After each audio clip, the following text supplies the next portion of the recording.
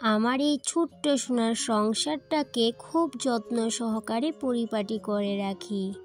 জানি সংসারে অভাব কথাটা মুখেও নিতে নেই, তবু কি করব বলো, মাঝে মধ্যে মুখ ফসকে চলেই আসে। তবে এই অভাব আমাকে কিন্তু সংসারটাকে পরিপাটি করে রাখার থেকে এক বিন্দুও টলাতে পারবে না।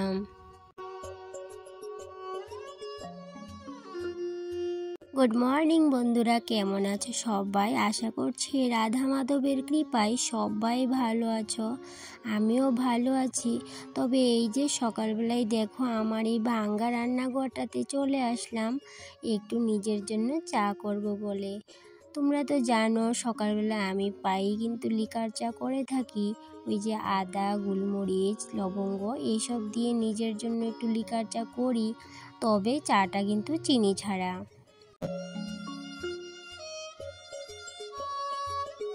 একটা একটা কাজ খুব যত্ন এবং মনোযোগ সহকারে করি, তবে তার সাথে ভালোবাসা তো আছেই। আর ভালোবাসা যদি না থাকে তাহলে কিন্তু কোনো কাজই সুন্দরভাবে করা যায় না, এটা কিন্তু আমরা সকলেই জানি।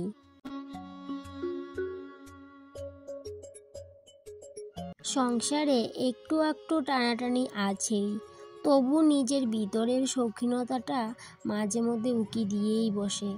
এই যেমন ধরো নিজের জন্য এত সুন্দর করে চাটা সাজিয়ে নিলাম, কাপের সাথে প্লেট, কাচের গ্লাসের জল, এগুলো না আমার কিছুটা শৌখিনতাই বলতে পারো। তবে সবার শৌখিনতা কখনো এক না, সবার আলাদা আলাদা। আর এই ছোট্ট ছোট্ট বিষয়গুলোতেও না অনেকটা সুখ খুঁজে পাই।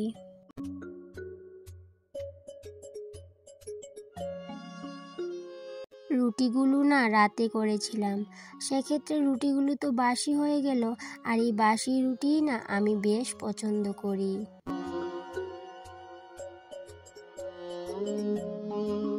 আর এভাবেই প্রতিদিন আমার সকালটা শুরু হয়। তবে কোনো দিন সকালটা আবার অন্যরকমভাবেও কাটাই। আজকে চা খেতে খেতে নিজেকে বেশ খানিকক্ষণ সময় দিয়ে নিয়েছিলাম। এবার রান্নাটা বসিয়ে দেব, তাই জন্য প্রথমেই ইন্ডাকশনে ডালটা বসিয়ে দেব। ডাল বসাতে গিয়ে দেখি ডালের কৌটো পুরোটাই খালি, ডাল নেই কৌটোর মধ্যে। তো এমনিতে ঘরে ডাল আছে, সেগুলো কিন্তু ওই যে কৌটোতে ভরা হয়নি। এখন আমি কৌটোতে ডালটা ভরে নেব, তারপর ওই যে ইন্ডাকশনে বসালাম কড়াইটা, তাতে আমি ডালটা সেদ্ধ বসিয়ে দেব।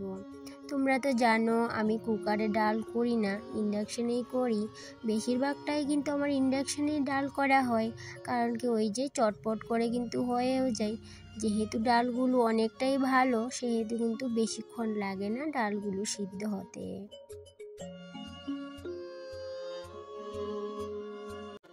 তো এইদিকে কৌটোতে ডাল ভরে জায়গা মতো আবার রেখেও দিলাম, কারণ কি সাথে সাথেই যদি আমরা জিনিসটা জায়গা মতো না রাখি তাহলে কিন্তু ওই যে সারা ঘর এলোমেলো হয়ে যাবে, আবার কিন্তু গুছাতে হবে। তাই জন্য রান্না করতে করতেই কিন্তু আমি গুছিয়ে রাখি, অতটাও কিন্তু এলোমেলো হতে দেই না। আর এদিকে জানো কি হয়েছে আজকে না রান্নাঘরে রান্না করার মতো তেমন কিছু নেই, শুধু ডালই ছিল ঘরে, আর ঘরে কিছুটা বেগুন ছিল ফ্রিজে। তো ভাবলাম আজকে কি রান্না করা যায়, সেটাই ভাবতে ভাবতে কাজগুলো করছিলাম। তোমরা তো জানো যে আমি প্রত্যেক দিনই এই ফ্রিজটাকে 2-3 বার করেই মুছতে হয়। এতটা ধুলো পড়ে কি বলবো তোমাদের, কাজ করতে করতেই মুছে নিই। এই দেখো এদিকে রান্না বসিয়ে ফ্রিজটাকে মুছে নিলাম, আর এদিকে ফ্রিজে দেখতে গিয়েছিলাম যে কি আছে রান্না করার জন্য। গিয়ে দেখি কয়েকটা বেগুন আছে আর গাজর আছে। তো সেগুলো না আজকে রান্না করার তেমনটা ইচ্ছে নেই, কারণ বেগুন কিছুদিন ধরে বেশ খাওয়া হচ্ছিল, আজকে আর ইচ্ছে করছে না।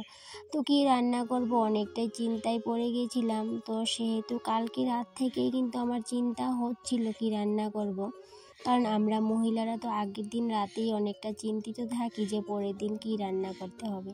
তাই জন্য একটু বুদ্ধি করে ডাল ভিজিয়েছিলাম রাতের বেলাতে। তো এই ডালটা দিয়ে বুদ্ধি করে ভাবলাম আজকে ডাল দিয়ে ডালের বড়া করব, তারপরে এই যে গাছ থেকে একটা পেঁপে পেড়ে নেব, আর পেঁপে দিয়ে একটা তরকারি করে নেব। শুধু কি ডাল দিয়ে ভাত খাওয়া যাবে, তাই জন্য কিছু তো একটা ব্যবস্থা করতেই হবে। যেহেতু আমরা ঘরের হাউসওয়াইফ, আমাদের উপরে দায়িত্ব থাকে যে আমরা কি রান্না করব। এবার যদি ঘরে কিছু নাও থাকে তাও কিন্তু ওই যে বুদ্ধি করে রান্না ঠিকই করতে লাগে আমাদের। আর এইদিকে দেখো একটা পেঁপে পাড়তে গিয়েছিলাম, আবার খোঁচা লেগে দুটো পেঁপে পড়ে গেছে। তো ছোটো ছোটো দুটো পেঁপে, সেগুলো কিন্তু আর ফালানো হয়নি, সেগুলোকেও নিয়ে নিলাম। দেখি কি করা যায়। এদিকে দেখো এখন বাজে সকাল 8টা। তো এদিকে পেঁপেগুলোকে পেড়ে ভালো করে ধুয়ে কেটে পেঁপেগুলোকে ভেজে নিচ্ছি। এবার আলুগুলোও ভেজে নেব। আর এইদিকে ডালের বড়াও করে নিলাম কিছুটা। তো ডালের বড়া দিয়ে আজকে পেঁপের ঝোল হবে, আর পেঁপে সিদ্ধ আর ডাল। এভাবেই বুদ্ধি করে সংসারটা চালাই আমি। কি করব বলো তো, একটু তো বুদ্ধি করে চালাতেই হবে, যেহেতু একটু টানাটানি চলে সংসারে সেহেতু।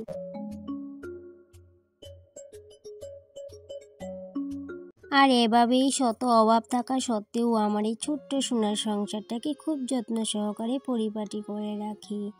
খুব আলতো হাতে কাজগুলা করি, খুবই ভালোবেসে করি।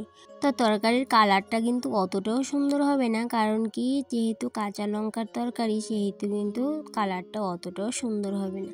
তো যাই হোক, সুন্দর দিয়ে কি হবে বলো তো, ওই যে শরীর ঠিক রাখতে কিন্তু কাঁচা লঙ্কাটাই বেশ ভালো।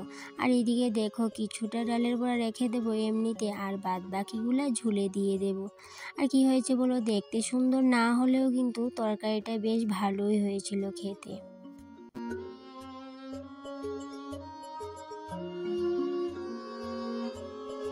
এখন বাজে সকাল 10টা।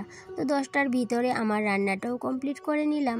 এবার স্নান করে পূজাটাও দিয়ে দিতে পারবো, তারপর নিজের কাজে বসে পড়বো। আর নিজের কাজ বলতে তোমরা তো জানো আমি একটা হাতের কাজ করি, তো সেটাকেও তো একটু সময় দিতে হয়, তাই না? তাই জন্য ওই যে সময় মতন সমস্ত কাজ করে নিয়ে তবে কিন্তু আমাকে আমার কাজে বসতে হয়। তো রান্নার সাথে সাথে আমার ব্লগটা এই পর্যন্তই থাকবে। ততক্ষণে তোমরা ভালো থেকো, সুস্থ থেকো। আবার দেখা হবে পরবর্তী ব্লগে। টাটা।